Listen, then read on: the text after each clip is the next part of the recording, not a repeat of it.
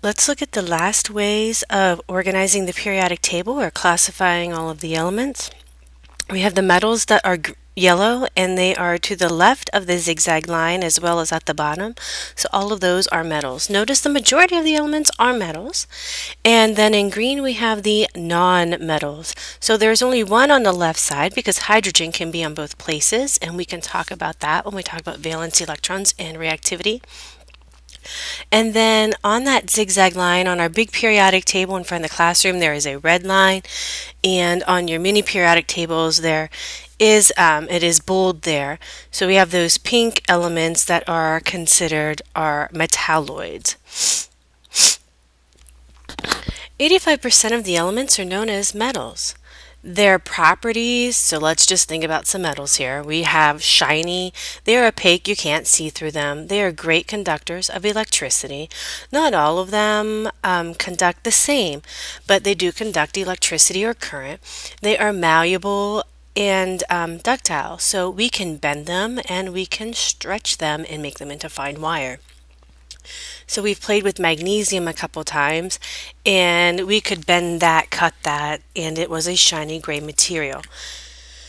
At room temperature, the majority of the metals are solids. We do have one liquid. We have mercury, which is number 80.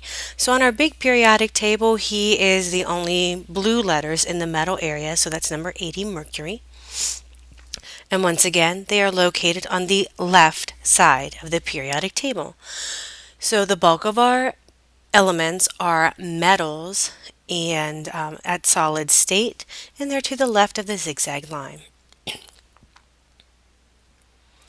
Next, we have the nonmetals. So those items I mentioned that were in green.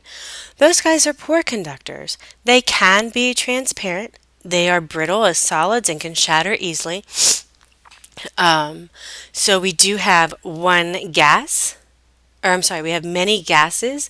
They are red on our periodic table. However, we do have one liquid. That's what I meant to say. Bromine is Br, number 35 on the periodic table. So when we look at the large one in front of the classroom, his letters are blue. The other guys that are gases, their letters are red. And then we do have some solids that are nonmetals. They are located to the right side of the zigzag line or the stair step line.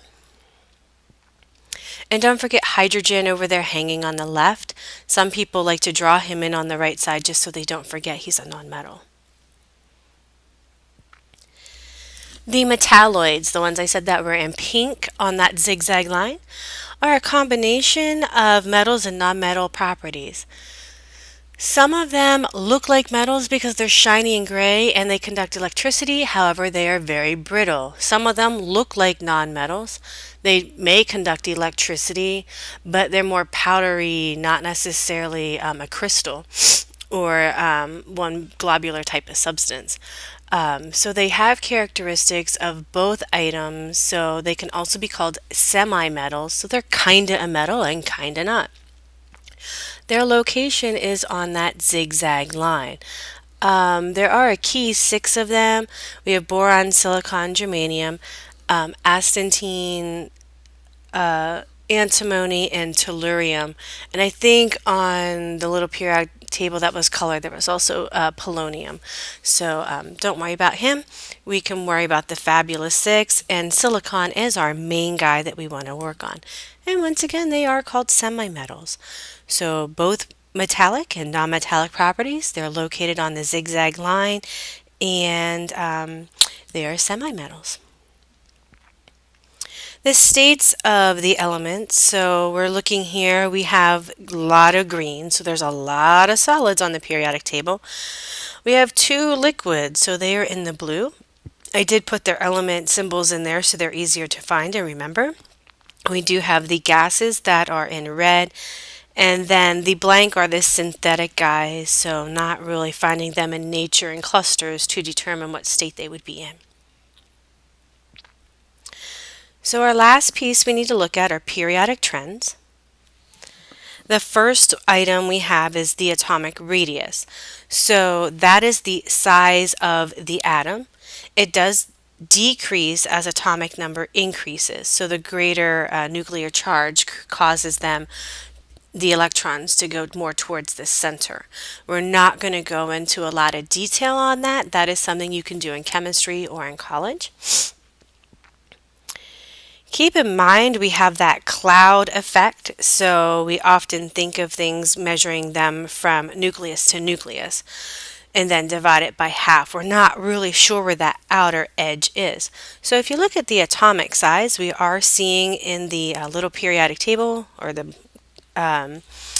rectangle in the upper left that we start off big on the left and get small as we go to the right. And then as we go down the periodic table, we see we start off little and we get bigger. Keep in mind, we are gaining those energy levels, so we're getting more layers to our onion. But as we go from left to right, we have a stronger nucleus and it's pulling the electrons in. On the graph on the right, you'll see spikes. Well, those spikes are taking place at the beginning of each period, so it's not a smooth downward slope, but it is downward slope through the periods. So here we can see some pictures of them with the actual radius size to give you a little better idea of how they go. It is not a perfect slope as you saw in the prior slide with the graph, but you can see those metals there on the left are pretty big, and as we go down they are getting bigger. And then as you go across the period we are getting smaller until we get to the noble gas. That guy does come up a little bit for some of them, but not all of them. So it is a general trend. It's not 100%, but general. Ionization energies is something else that we need to take into consideration because we are going to be talking about bonding soon. So it's the amount of energy that's required to pull an electron away from an atom. So how do we make an ion? When we do this, it will form a positively charged ion. So we do look at the ionization energy to help us understand bonding and reactivity. So the general trend I have here, electronegativity and ionization energy, our periodic tables, our class periodic tables in the folders do have one of those values on there to help you out so you don't have to memorize the trend 100%. Keep in mind these are general. So the first ionization energy is how much to remove one electron. So first, removing one electron from the atom. And then we also have electronegativity. That's how strongly they're attracted when it is in a compound. So they are two different values measuring two different things, but they do kind of have a nice correlation to each other. One thing that we do need to think about is how those electrons are behaving also impact reactivity. So this was not in your notes to fill out. I think I had this filled out for you. It's the opposite of electronegativity or ionization energy. So the higher energy it takes to pull off an electron means that that element does not want to react as much. So if we look at lithium, which is our first metal, number 3 on the left side of the periodic table, he only has one ring. And it's very hard to get that electron pulled away from the nucleus because it's so close to the nucleus. And then we get down to francium or francium, number 87 at the bottom. He now has 7 rings. Those electrons hanging out outside are so far away from the nucleus, they're easier to pop off. So as we go down the periodic table, we get more reactive. But as we go from left to right, we get less reactive.